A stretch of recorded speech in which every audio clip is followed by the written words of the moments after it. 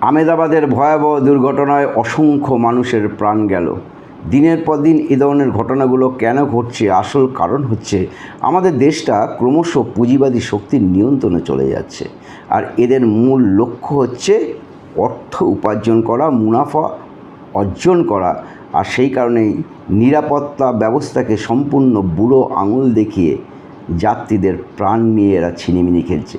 একটা বিমান যতগুলো ট্রিপ করার কথা তাকে দিয়ে বেশি পরিমাণে ট্রিপ করিয়ে দিয়ে অর্থ উপার্জন করা হচ্ছে।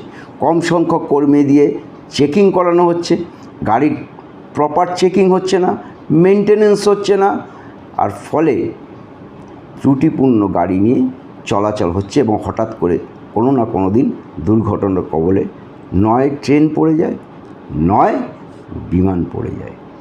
আর পুঁজিবাদী শক্তি তার মুনাফা অর্জনে তার যে সক্রিয়তা, সেই সক্রিয়তাই বজায় রাখে। কারণ তারা খুব ভালো করেই জানে এটা নিয়ে কয়েকদিন একটু আলোচনা হবে, তদন্তের কথা উঠবে, কিন্তু কেউ তদন্তের কোনো কিছুই জানতে পারবে না। আবার যা সিস্টেম, সেই সিস্টেমই চলবে।